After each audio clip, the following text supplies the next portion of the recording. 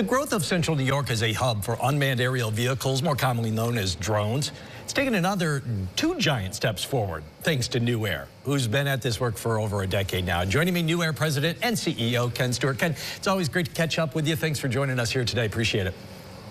Thank you. It's great to be here. All right, so let's talk about this. I know New Air has done work and has a lot of relationships in this area, but what is this newly formed New Air Defense? What's it all about? How's it working, and why did you do it?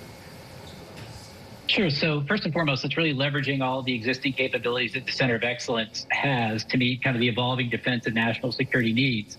And those 2 real main points are airspace modernization for defense operations.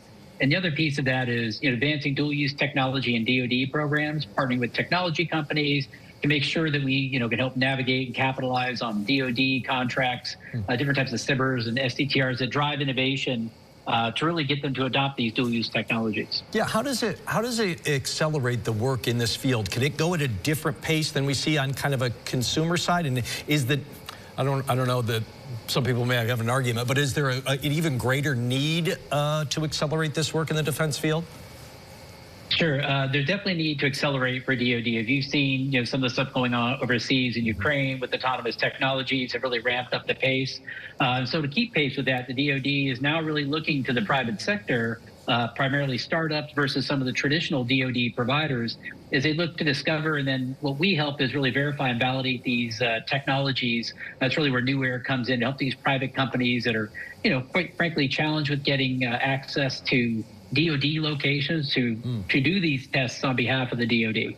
So does it change much on your part as far as what you can kind of offer and what you're doing, or is it just kind of create new relationships, new channels, and new opportunities essentially for New Air, and kind of formalize this under this new umbrella?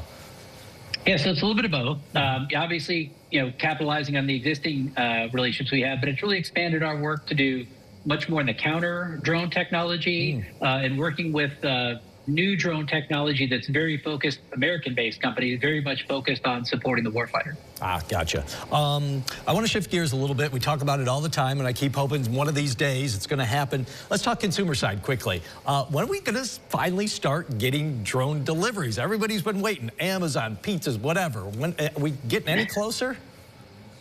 I think we are getting closer. In fact, I think that's something we'll start seeing probably third, fourth quarter of this year. I think we'll start seeing some of that actually occurring up here in the central New York region.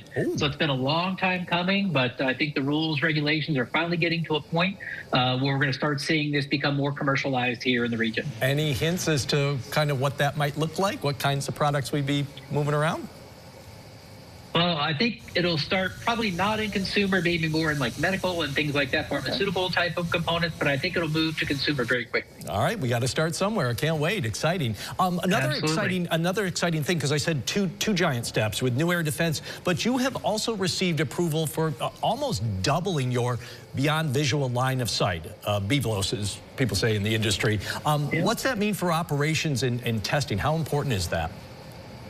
So it means we cover a much broader area than we covered before. As you mentioned, it almost doubles our area. So as we move forward working with the FAA to be able to certify our infrastructure for commercial operations, it just means we can provide that much more coverage to the community. And so the larger the population density that sits under that area of operations is the larger number of people that potentially, when consumer deliveries take off, we can serve that large an area. And so I would also tell you that while we're at 450 square miles today, I would expect that to move to 600 square miles before the year's out. Oh, wow. So some real quick advancements there, which really, covers a wide swath of the area. Last one, I got about 45 seconds.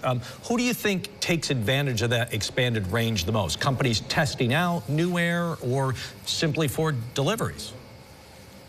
So I think for the most part, it'll continue this year with companies coming up here to do verification, validation, testing of various things for commercialization, meeting ASTM requirements, things like that. But I think you'll gradually start seeing it shift more towards consumer-based operations. Wow.